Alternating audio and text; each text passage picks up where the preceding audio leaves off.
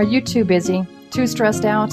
Unhealthy? Then this is the place for you. Welcome to Balanced Living for Busy Professionals, where we help you create wellness and balance with a holistic approach that will work for you, even with the busiest of schedules, so you can live the life you want. And now, here's your host, Diane Randall. Eating is one of the most basic, daily, almost automatic actions we can do at least 3 times a day. It also has a huge influence not only on our health and well-being, but also on the world around us and the creatures who live in it. My guest is here today to talk about how, with one deep but simple change, we can make this world a better place, not only today, but for generations to come, and feel much better with every bite, physically, spiritually, mentally, and morally. And I want to tell you guys, I saw my guest on a TEDx talk, and I was so inspired by her talk on how we could change the world that I invited her to talk to you today on Balanced Living for Busy Professionals. My guest is Ori Shavit. She's a food writer and critic, media person, and leading promoter of the Israeli vegan cuisine and vegan culture, animal liberation, and green lifestyle activist. You can also find her on the food channel of Ynet, and she opened a restaurant in Tel Aviv called Miss Kaplan in 2015.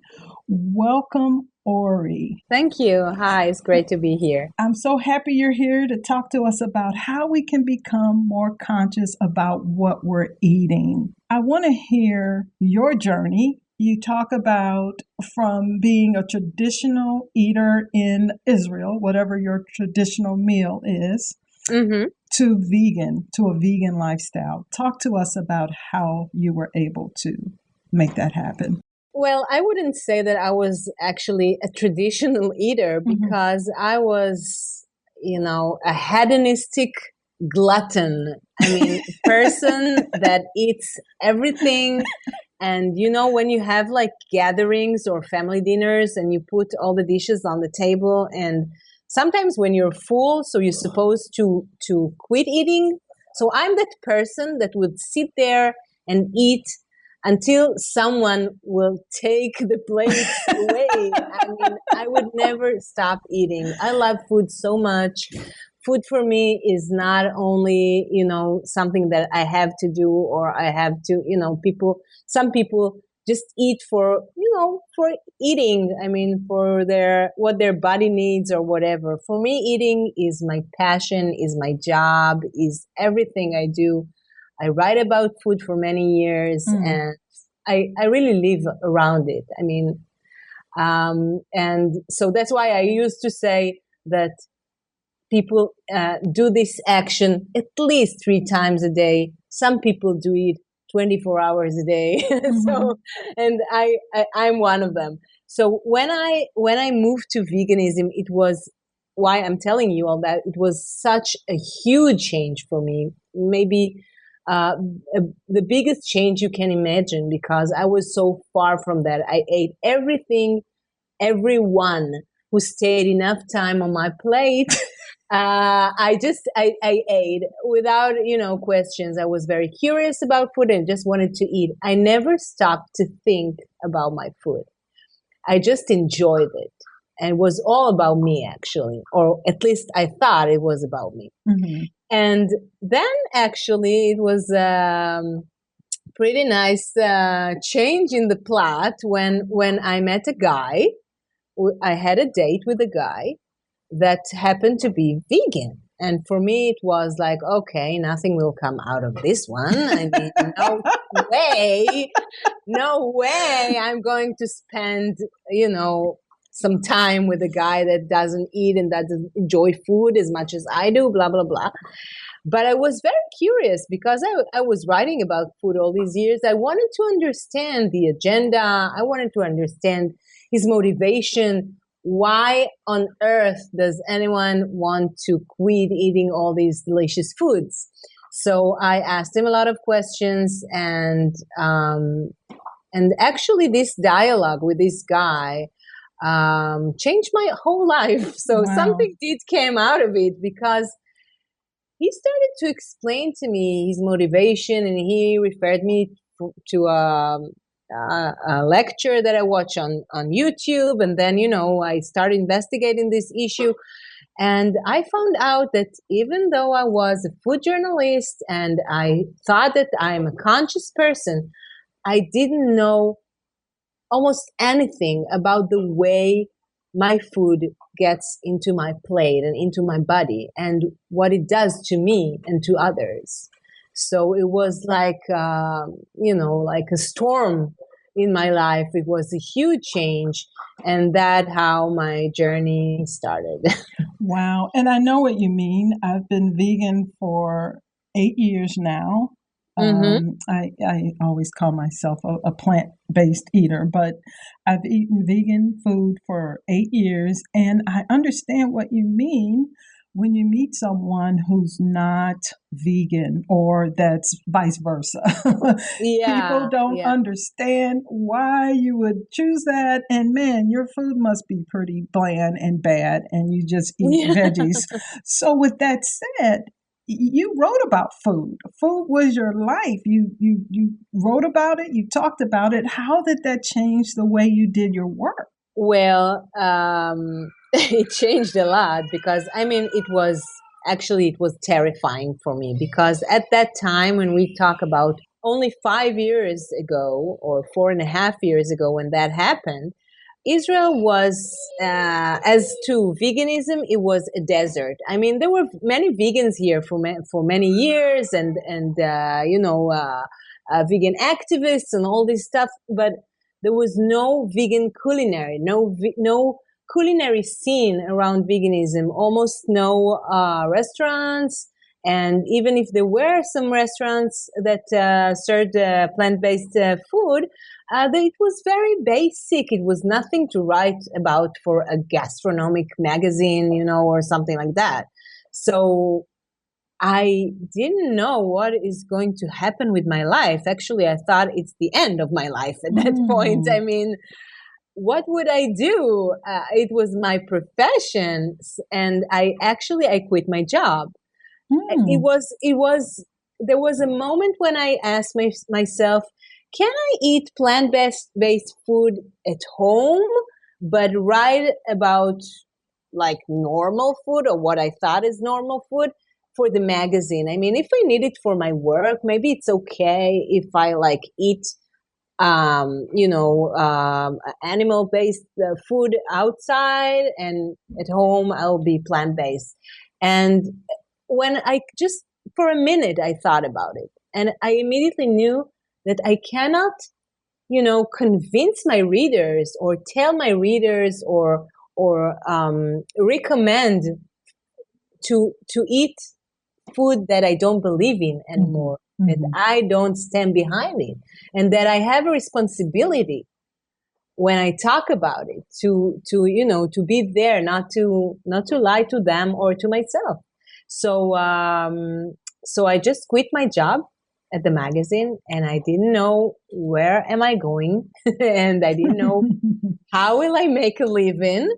But I decided to do what I feel is right, and to follow my heart, and to follow what I felt was the right way for me and for the world. So I opened up my food blog, and I named it Vegans on Top, but in Hebrew, the name is actually Vegan Girls Have More Fun. I love that.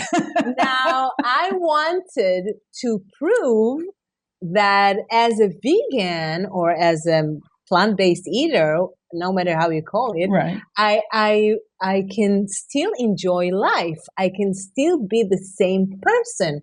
I don't have to change. I don't have to become a victim of my decision. And actually, at that point, I didn't know that. I was just hoping that I would prove that. First to myself and then to my readers. But I said, okay, I know how to write about food. I love food. I'm going through a very special thing here. And I made it like a huge switch. I think it will be interesting to talk and to write about my journey. to talk to people, to let them, to share with them my experience of getting to know this way of living. And that's how it started. Oh, So, and it was actually an overnight success. And I'm happy to say that today I can say that after, 4 or 5 years, apparently there were many, many people who felt the same way. But at that point in Israel, it was pretty, it was pretty in the dark. I mean, people didn't talk much about it. People were afraid to ask chefs to make them vegan food because they thought no one would care, no one would do that. But at chefs in restaurants, so they thought there is no demand because nobody came and called and asked for like vegan dishes or anything. Nobody, like, the connection was missing.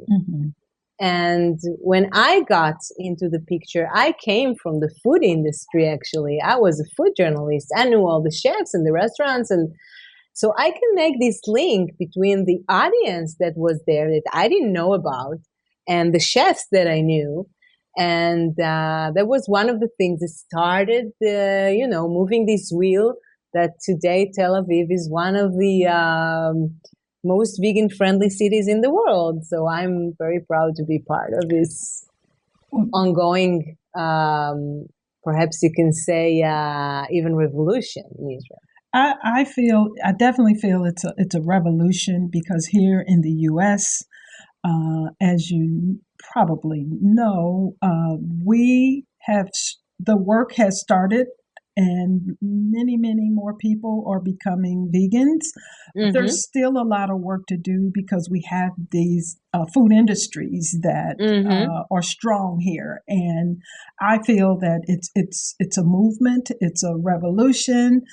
There are millions of vegans now. More people are becoming vegans. When I started, I never thought I would be vegan. It just unfolded, and as I've been on my journey, one thing after another happened. I started the vegan, then I started to look at the animals and how they were treated.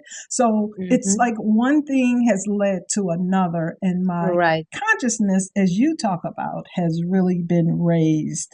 So tell the listener, someone who's listening, who would really want to start looking at becoming a vegan, what would you tell that person? They don't know where to start. The TV's telling us you need to eat meat, you need to eat all these processed foods.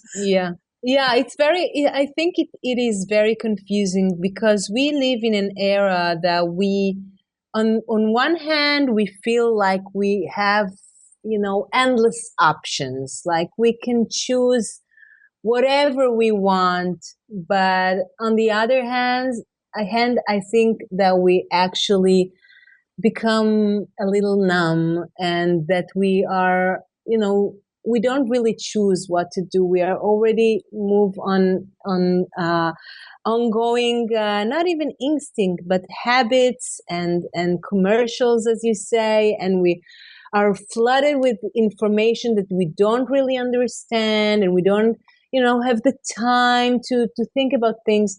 And I think that the first thing that we have to do is, first of all, to stop, to breathe, to start asking questions, because this was the thing that I was really shocked to discover about myself, and even pretty much ashamed that it didn't even stop to ask.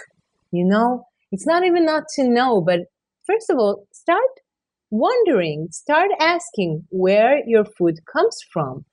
How did it get to your plate? Who suffered for it? Who died? What it has in it? What it does to what it's doing to your body? What it's doing to the environment? I mean, so many questions that we don't even stop to ask, because if we start asking these questions, and fortunately today you can see that there is a change in the mindset, even of doctors and of people that are leading the governmental policy they start to change because information is starting to come out, and people start to understand, and people start to ask the questions, and being less robotic, being less like puppets that can be manipulated. And for many years we believed that it was right, and I think that somewhere back in time, it was even from a good reason. I mean, people didn't want to hurt others. People really thought that you have to drink milk to be strong or whatever. But today we know better, and we have the tools to find out. We have the tools to make our own research. What I do when I speak with people, I try to give them leads. I mean, I talk a little bit about what happened in the livestock industry, which is so cruel that I'm so certain that if we make the connection between the images that we don't want to see of what's happening in the livestock industry and the food that's on our plates, we wouldn't touch it. We just wouldn't. But we don't make the connection. And then you have the opportunity to go and make a little research of yourself. Ask yourself the questions. Look for the information. Everything is online. It's much easier to get the information. And the same is when it comes to our health, when it comes to the environmental questions. Just start to think about things, not to act automatically, because most of us, that's what we do. I believe there's a lot of money spent so that we don't make the connection. Right. It's very deep conditioning. When you talked about choosing food, I really, like you said, I don't believe we're choosing. I think due to the conditioning, we're choosing based on what's being programmed into our minds, for lack of a better word. I love what you said in your talk. You did an example, the cost of an egg. Right. Can you just kind of walk through that? So maybe if the listeners can make a connection between that egg that they see and what else is going on before, around that egg. Yeah. I think that really about eggs and dairy industry because when it comes to meat, it is very clear to us. We know that meat is a dead animal. But as for eggs, I was thinking the same thing until 4 or 5 years ago, that, okay, so the chicken will lay the egg and nothing bad really happens to it, and we can just take it and nobody gets hurt. But reality is so far away from that. Actually, in the egg industry alone, in Israel alone, more than 15,000 little chicks are being crushed or choked to death every single day. And this is only in Israel. And Israel is a very small country. It's a country the size of New Jersey, more or less. We are 8 million population, and I don't want to even imagine the figures in the U.S., which are larger in tons. I actually looked it up in terms of the eggs that were produced in 2015, 6.6 billion in 2015 alone. Wow. Yeah.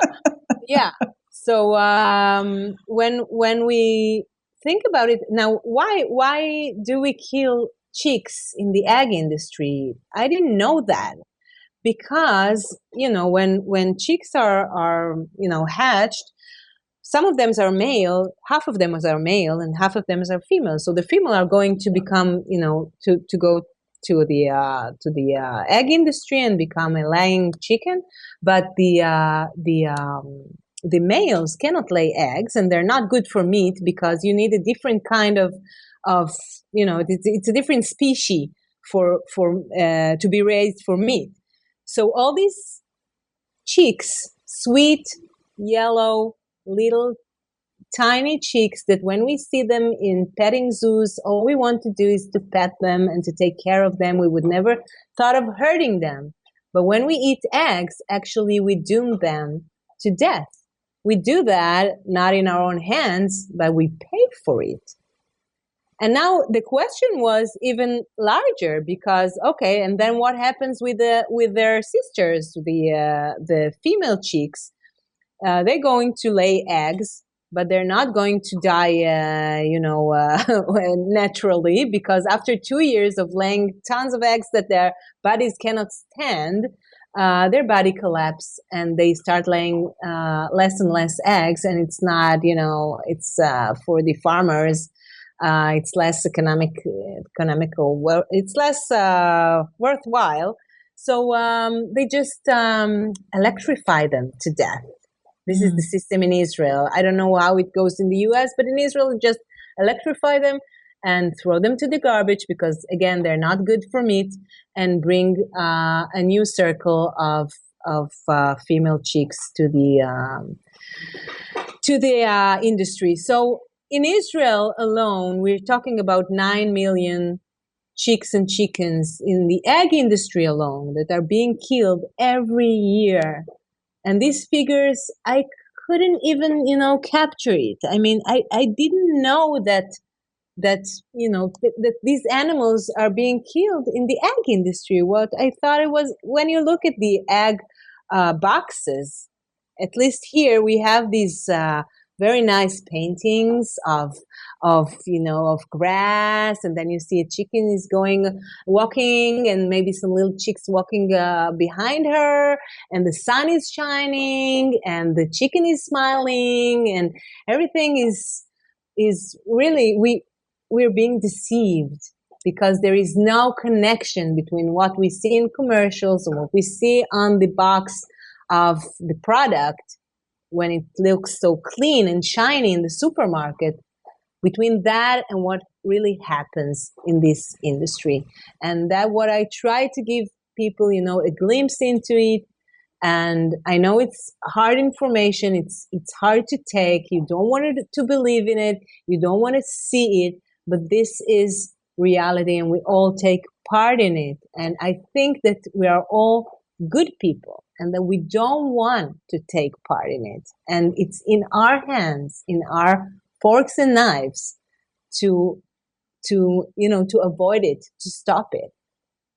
Each one of us can influence this situation and to make this world a little better. And we have such a huge impact, such a huge influence on this world.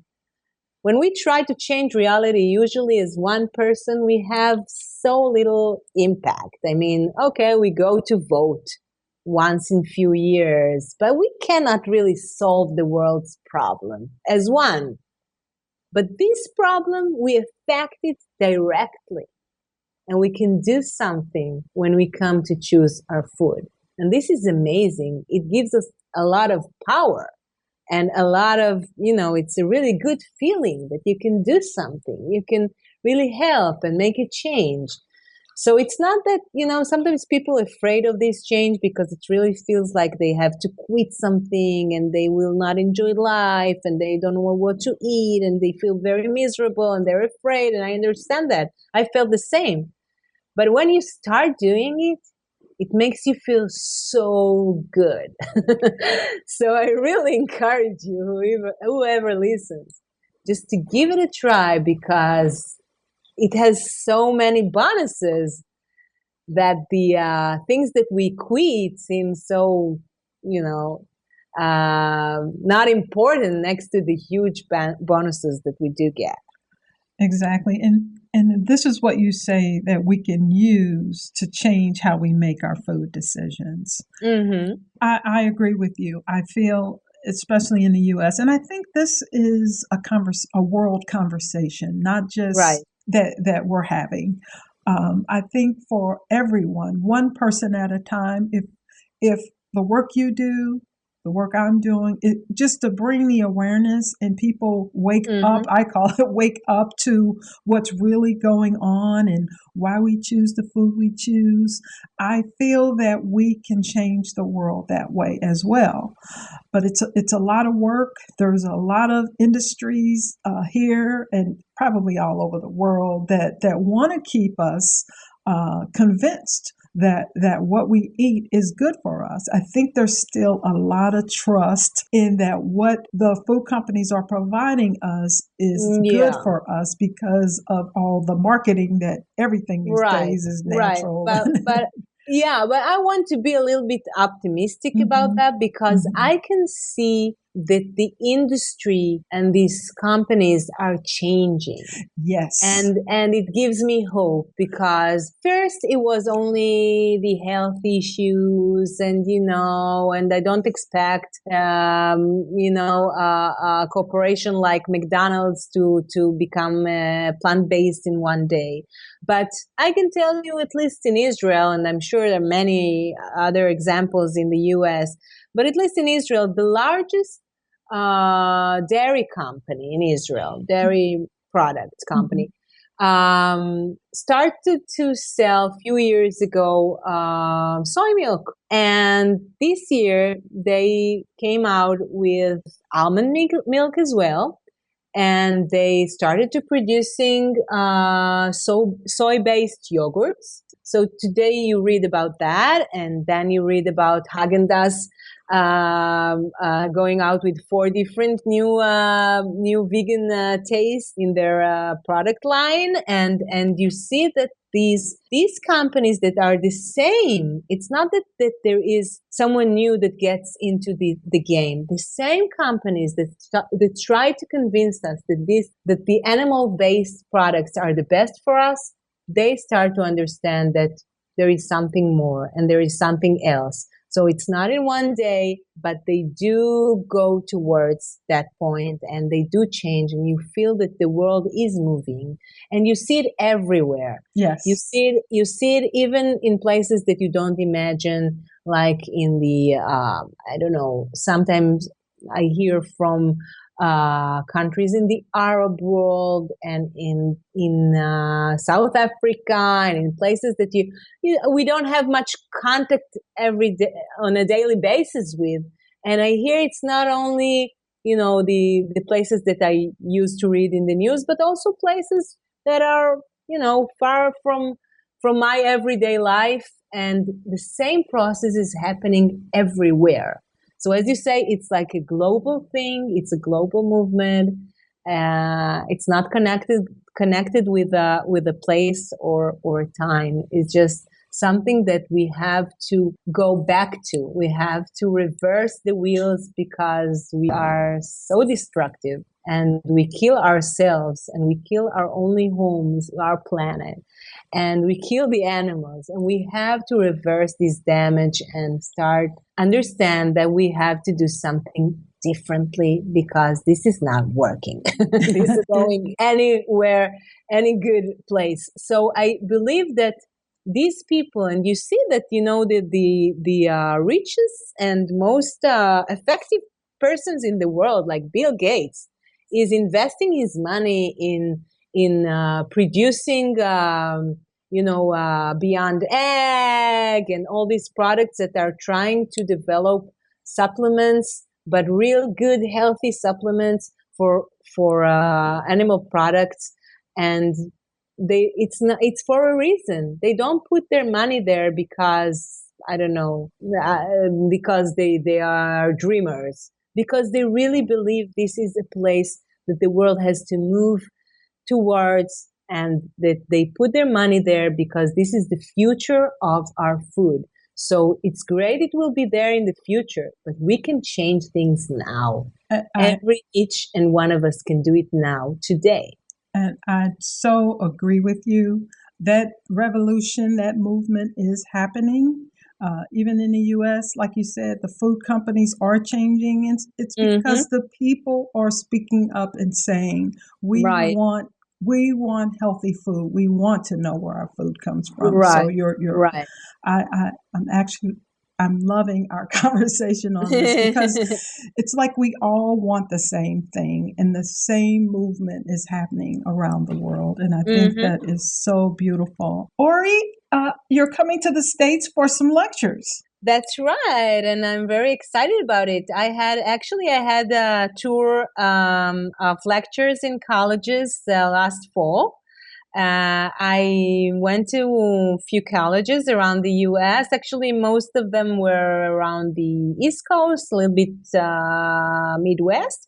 And I was talking to students about the vegan revolution in Israel. It was an opportunity to talk about something interesting that is going in Israel that people normally don't hear about in the news. Usually we hear about some other things.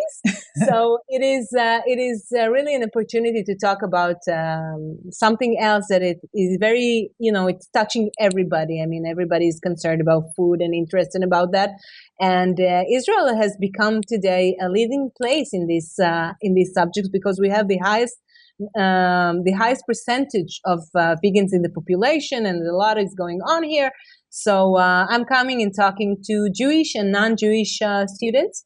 And this upcoming spring, because it was very successful, fortunately, that tour, I'm coming back again, and actually we'll be visiting a few more places like Ohio and, by the way, Chicago.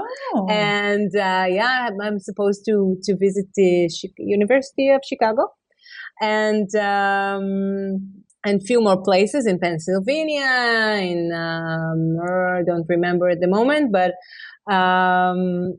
hopefully this tour will be something that I will do once or twice a year, because apparently, and this is also something that makes me very optimistic about the new generation, young people are very, very interested in this subject. They want to know more, they want to understand, they want to learn. I think that they still have this, they're not covered with all these layers of years that older people are, and they're still fresh and open for new opinions and new information, and they're willing to they're less afraid of change. That's what I think.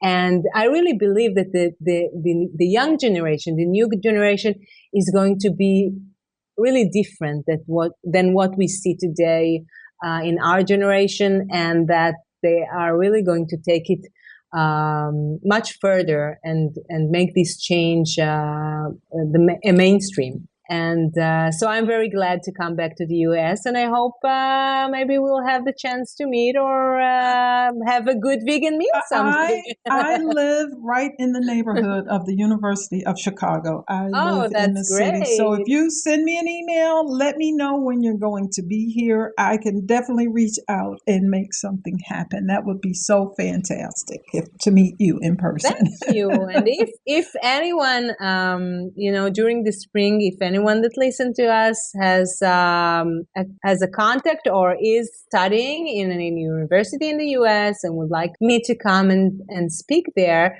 can contact me through my website, and I would love to check it out. If I'm already traveling, then I can come by their university as well. Yeah, and I'll have your information in the show notes. If you have a schedule or something else you want me to post in the show notes that lets people know where you are, or if you have additional information about this tour, send it to me and I will make sure that it's in the show notes when the show goes live. I would love that. Thank you. Thank you so much. I hope I get to meet you soon. And I really want to thank you for being here today to help us become or think about becoming more conscious about what we eat and how we can change the world by what we put on our plates, by those decisions that we make in our lives every day. And I've really enjoyed this conversation.